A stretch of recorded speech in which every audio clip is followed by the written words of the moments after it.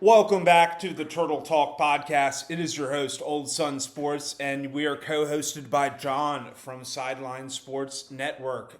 Turtle, it's always a great day to be in Maryland Terrapin, folks. That's our catchphrase. By if you haven't picked it up by now, but welcome to the show. We've got a lot. We missed some things happened. We missed an episode last week, so we've got a lot to cover. What do you want to start with, John? I'll start with football. Combine was last weekend, and the Terps, they definitely Yeah. showed out. Yeah, Jacorian Bennett, Deontay Banks absolutely flew, were super athletic. Unbelievable. Hats off to Coach Ryan Davis. Yeah, absolutely.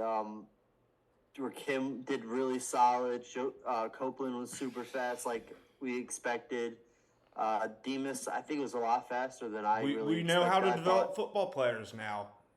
Right, I thought Demas would run in, the 4.7 just because of the injury, but I think he's definitely bounced back, and I think we got some. Deontay Banks might have played his way into being a second or third cornerback taken off the board with his day. It was incredible. Yeah, it was so much fun to watch the combine at the Terps. Yeah. Chad In other Ryland did news, well as well. yeah, absolutely. In other news, Mason Lunsford officially transfers to LSU. That happened today, March 7th. So Good for him. That's a good landing. That's a good spot for him. and I mean, in theoretical terms, we definitely just made a trade. They gave us Marcus Dumerville, and we gave him Lunsford. And I think in the immediate, I think LSU probably wins that trade, but I really like Marcus Dumerville's Long term term, potential. we might. Yeah, I know what you're saying. We might end up, fun way to break it down. Yeah, absolutely. And also, unfortunately, Tank Booker entered the transfer portal, and that's a big loss. Yeah, Tank Booker is a big loss, unfortunately. Is little Yeah. brother staying around? From what I've heard, there is no indication that Bam is going to hit the portal yet. Okay. But yeah, Tank was going to be, I think, at least from what I've seen last season and what I project, I would assume he'd been a big contributor. If not starter, then he'd be an instant rotation guy. But yeah, another bad one. Transfer portal target Jaheim Singletary off to Arkansas. So not the greatest week of news, in roster management wise. That's a shame. Oh well. Yeah. It wasn't the worst. It's not the Titanic though. No. I still think we got a lot of traction going into next season, and can't forget the hiring. So we officially Gaddis. I think we got. Yeah, I think we hired. I think we covered the Kevin Sumlin hire. Josh Gaddis, co-OC quarterback coach. We're the minds are melding together. Maryland minds. Yeah, that's a big one right there. He's an insane recruiter, and he's new to the quarterback position. But I don't know if it's official, but we have Pep Hamilton coming on as a offensive analyst. So Pep Hamilton's a good name to have. Pep Hamilton, Mike Locksley, Josh Gaddis kind of all taking the quarterback position. That's phenomenal. Yeah, that's a great staff. We're building a powerhouse over here. I can't believe I'm saying that, but like, we're definitely getting the respect in terms of coaching, and everyone knows that Gaddis and Locksley definitely had a situation a couple years back, and he was supposed to come on. I think his first is either Locksley's first year or the year we hired Enos. Yeah. To be the OC, and I remember that. Yeah, that didn't work out, and I guess they mended a while back, and now they're on good enough terms that they can they can mend, and I will say I am excited, but part of me is a little worried because when you have so many people. Too many Chiefs, not enough Indians.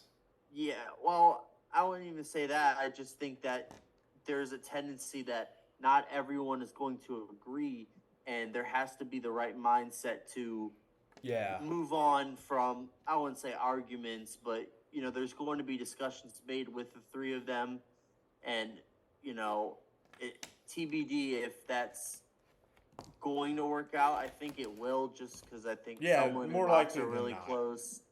Yeah. Charlie Strong unfortunately did not come on the team. He took the analyst job at Bama, but I think that was more mutual. I think we like what we have in James Thomas at outside linebacker coach, and we ended up taking a really good up and comer, Zach Spavital from Texas State, who Texas State doesn't sound like a big name, but it's not. But they've had some really good defenses and really good secondaries for their conference, and that you can thank Spavital. We'll have he's a safeties coach, and we'll have two potential All Big Ten safeties on our team. Yeah, for real. Wes Neighbors was kind of in a similar situation when we hired him. So, and he's definitely returned a lot for us. Fantastic news. Well, so let's talk about, I guess, the 2023 recruiting class is obviously done, but the 2024, who do you think is going to be the first recruit to commit? If you were if I had to give my 100% guess, I honestly don't know. We had a lot of players visited over this weekend, and I could see one of the Freedom Woodbridge guys jumping on board. Oh, absolutely. Well, I think Jeffrey Overton's probably the closest to committing in that group, and he's at 25. So I think if you're talking about 25s, I think he's absolutely one of the first. So you know about Overton, cool. Yeah. Yeah, there's a lot. It's a lot there's the 3 Clearwater Academy International kids. Sean, I can't remember his name, Ludovic Martin, and Kiari James. They like all 3. There's all the good council kids. Yeah, all 3 could. Well, listen, I'm going to name off some guys that have or are visiting. Jordan Seaton, Dylan Stewart, Ernest Willor, Dylan Jones, Aaron Childs, Gabriel Williams, Braden Lee, Michael Van Buren, Jalen Harvey.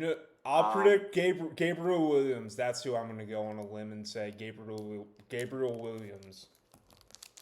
Keyshawn Flowers, Ife Obedegwu, Darian Mayo, Bennett Onwuka, Kyle Altuner, Elijah Moore, Emmett Laws, Idris Farouk, Simeon Coleman. That's fantastic. Mike Williams. Murderer's row of names. Yeah, these are all guys that are visiting and have visited. I'm just looking at the rankings. I can't even begin to tell you, but that's crazy.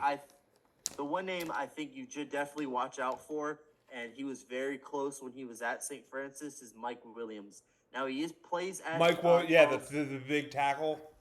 Yeah, he does play at Charles Herbert Flowers, which is now apparently a recruiting bed for University of South Carolina. But Mike Williams, I remember 2 years ago maybe, he was like, I felt like he was going to commit, but did not have that committable offer. And I think if he did at that time, he probably would have commit. I know Mike Williams personally, and I thought he was very high on the Terps. Yeah, so. I think it's going to be a battle. I won't say he's the first to commit, but I really like where we are with him. And like you said, he's huge, 6'7". Therese Davis is another one. Therese from DeMatha. Yeah. Devin Baxter, Gwynn Park, another 7. Yeah, Devin Baxter, can't forget about him. Darian Mayo, 6'7". So we got some big some athletes. Big people in the DMV this cycle. And if we can break into it this year, boy, I'm not saying we're going to run the state, but when you look at the names that we're linked to, and I just named the DC and Maryland kids, there's a ton of Virginia kids, Chris Davis, Fletcher, Westfall, your guys at The Freedom Woodridge Yeah, guys. Freedom. And I don't know if they're gonna Savon Hyder. Yeah, Cameron Warren, Makai White, Assad Brown, all Yeah. those guys are visiting, and it's gonna be a busy month. It's been a busy month, and it's a lot, man. I really like where we sit now. Obviously, I'm not promising or even saying we're in the top group for every single one of those, but I just named off 35 kids. I think I named off 35, 40 kids, and we only need 25 to fill the class, maybe 30 if you're trying to, push the limit. Yeah, So very, very good definitely stuff. a lot. Yeah, definitely a lot. And, more kids will come up. Like I said, the 3 Clearwater Academy International kids will be I wouldn't say committal. I think they won't commit. I spoke with Ludovic for Inside the Black and Gold, and he said, he's got a timetable of late June, early July. So the summer could be very busy for, getting kids in to commit. Yeah, so that's really good news. Stock is looking up for the Terps recruiting class 2024. Good stuff. All right, let's talk. What do you want to? Let's talk about basketball results. How about that? Maybe a sore subject, but I wouldn't say so. So I've been getting a little backlash on this, and I'll explain in a minute. I'll start with we went to the Northwestern game. That was awesome. The next 2 games were not awesome, although I will say, yeah, the Northwestern when you game. look at our long-term. Yeah, sorry. No, you're good. When you look at the long-term outlook for this team, I really think we have a shot at winning the Big Ten tournament. I do too. That We're not double bye playing- would have been clutch, but yeah. Absolutely, but it depends because I really like our draw in this conference, and I'm pulling up the bracket right We now. play the winner of Nebraska and Minnesota, right? And I think people aren't giving us enough respect. I've listened. I agree too. podcasts. They dismiss. I saw your tweet. Sorry, it was a good tweet. Yeah, they dismiss or if they're not playing in College Park, then they don't have a chance. And I know it was November. We blew out Miami, who is looking like the odds-on favorite to win a bad ACC. I call but the BS. ACC. I call BS. And it's not it could be a sore subject for most people listening, and I understand that you don't want to blame the refs, but I'm not necessarily blaming the refs. Now, I was upset with them after the Penn State game. You can't blame the refs when you lose a 16-point cushion, but there is obvious home cooking at every single Big Ten road game and home game. We've had home cooking. I'm not I try to look at it. I think we're going to do well on neutral site games. Yeah, I think we're more. It's going to be not like it's going to be neutral site. There will be obviously a lot more fans because it's a Midwest tournament. Even if we play Nebraska, I have no doubt in my mind that we will beat them. We've beaten Indiana at home, and they're really not doing all that great.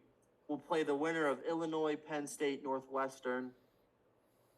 Illinois, I'm not very scared of right now. Penn State on a neutral court, and they're very.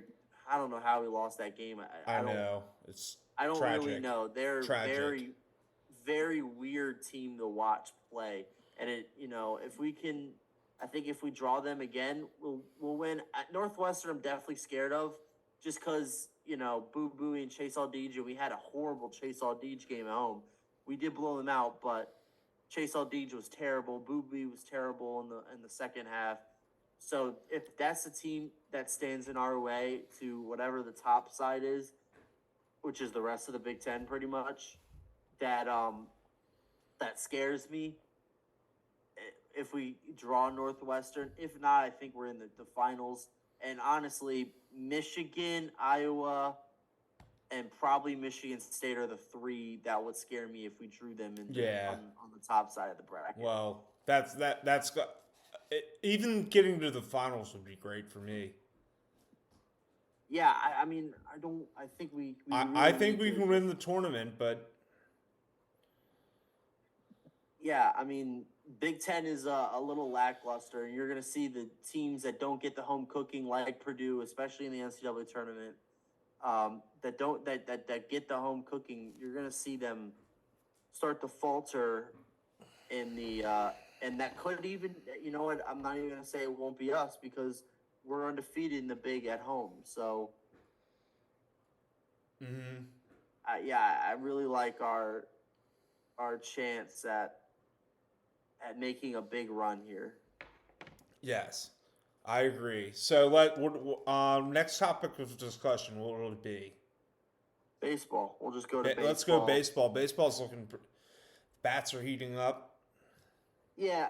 Well, I mean, we've had a really rough, tough part of the schedule facing Ole Miss, and then playing them again, and then playing Vanderbilt, and I would say a bad loss to Hawaii, but Hawaii had a really good weekend.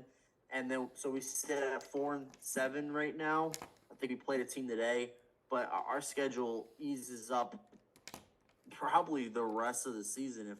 If I'm going to be real, I'll just we might not lose another game this season.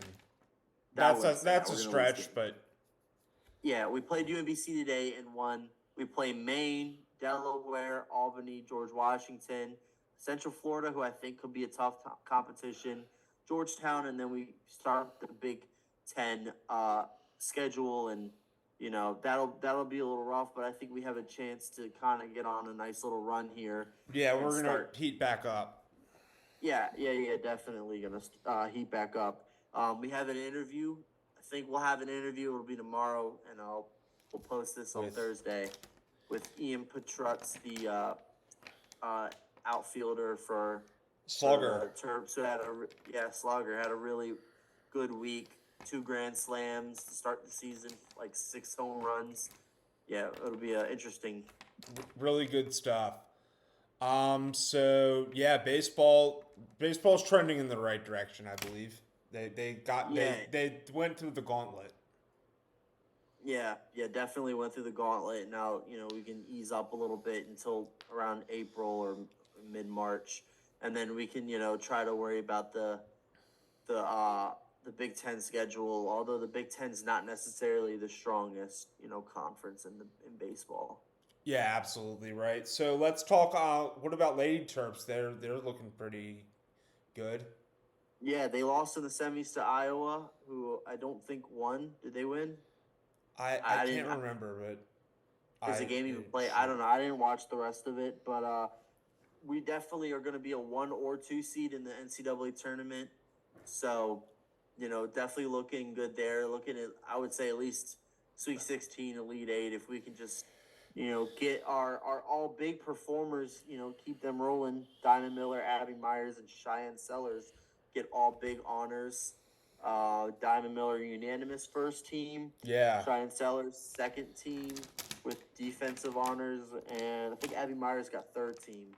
Yeah, I definitely feel like Jameer Young got snubbed for not all Big Ten conference. Yeah. I think if he would have played better a little bit on the road, I think. Yeah, there's a fair argument for other people, but I still feel like he deserved it. Yeah, he's definitely. Second team isn't bad, and second team isn't bad. I hope he comes back. We're gonna need to throw a bag. Yes. But we'll talk about roster management in the offseason, transfer portal, and freshmen and stuff.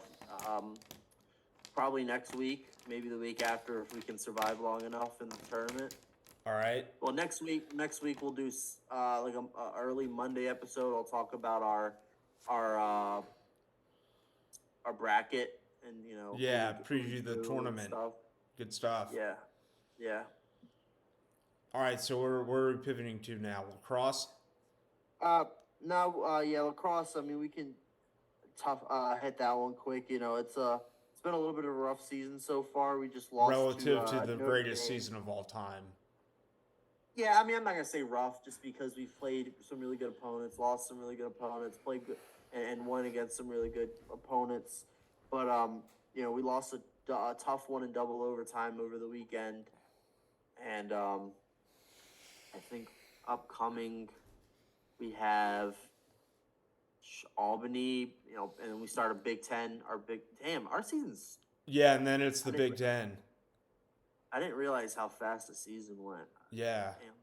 We're already almost halfway. I think this Yeah, next we're game will halfway be through halfway. the lacrosse season. Yeah.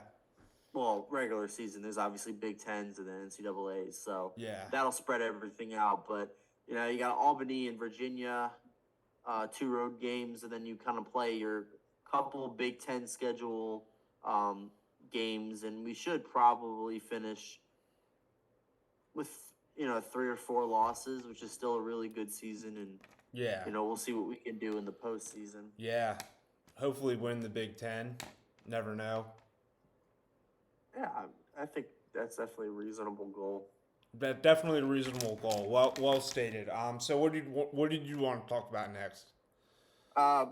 Wrestling had 5 NCAA tournament qualifiers. I don't have the results of the Big Ten. I think we had a couple of placers, but Braxton Brown, Cal Miller, Ethan Miller, Jackson Smith, and Jaron Smith all qualified for the NCAA tournament in wrestling. That starts, what's that? March 16th. So next Saturday, Thursday through Saturday will be the NCAA championships for wrestling. So it's going to be a busy couple days for the Terps, and we'll have where they finish, where they place in the NCAAs when it's over. All right, good stuff. Does that wrap everything up for the sports talk segment of the podcast, or do we have any other boxes to check off? No, I think that should be good. I mean, we get I'll just touch briefly on women's lax. Oh yeah, women's losses, lax. 7-8. I want to shout out softball's ranked 23rd. Yeah, and they just swept in the ECU tournament, which I don't know the level of opponent we played, but that's pretty much. I don't know. I think we might have shut the whole place down. Honestly. Yeah. If I look correctly,